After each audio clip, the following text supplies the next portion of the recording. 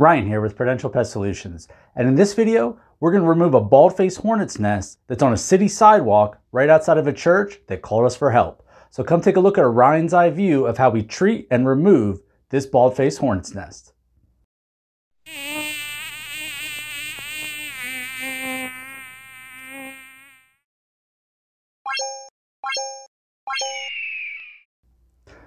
So the first thing we're going to do is we're going to get suited up in our bee suit. Now what I wear is I wear long coveralls, thick gloves, a bee veil, a helmet, and of course I have my GoPro so I could take you fine folks along with me. Now this was a treatment that was done outside of a church in downtown Reading, Pennsylvania, which is in Berks County in Southeastern Pennsylvania.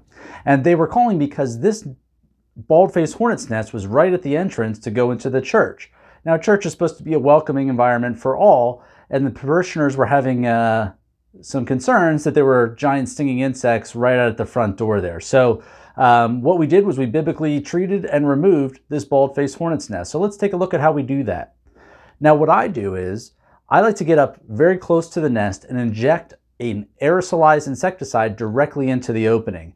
And this aerosolized insecticide, called PTPI, does two really important things for me. Number one, it works very, very quickly and it kills the hornets very, very quickly, which is obviously important when you're working that closely with giant stinging insects. The other thing that it does is that it permeates inside of that entire nest. So really a little bit goes a long way when you're using an aerosolized insecticide.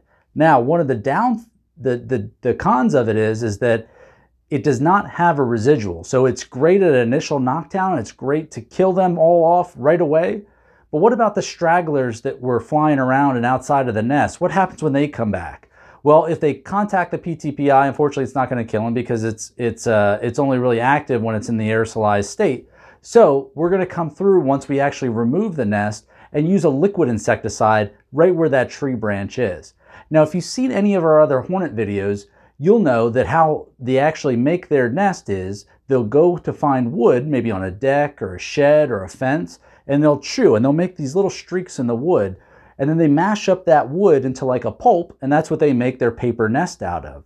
You may also be surprised to know that when I actually remove the nest, all those other stragglers that were like, hey, where's my home, what's going on, they don't actually follow me and the nest back to my truck. They congregate right where the nest was located in that tree. And I always find that interesting. You know, you think that if you treat the nest and you remove it, they're going to follow the nest along, but they don't. And the same with yellow jackets. Once we remove that nest, they go back to where the nest was, but not so necessarily to where the nest is now, which is in the back of my truck. So we have the nest treated and removed, and now I'm going to come through with a battery-powered backpack sprayer, and I'm going to apply a liquid insecticide. Again, it will kill them on contact, but more importantly, it has some longevity, some residuals, so that when those workers come back, any workers that do come back, it's going to kill them off.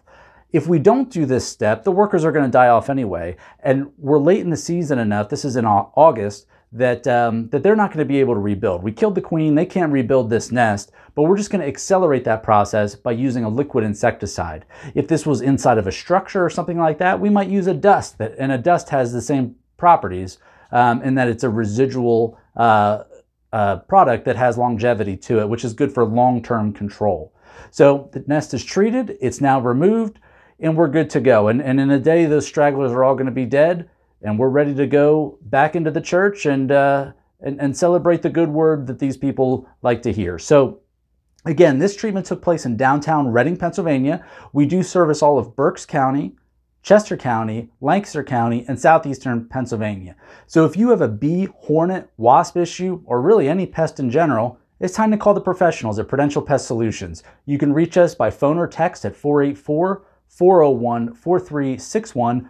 Find us online at prudentialpest.com. And just so you know, we do sound big, but we are a small family, veteran-owned company. I myself was in the Marine Corps. My wife, Emily, who you'll hear on the phones when you call us in. So we are truly family-owned. We're veteran. We're a local company. And if I'm being honest, we're the best, although I'm a bit biased. So if you have a pest issue, call Prudential Pest Solutions.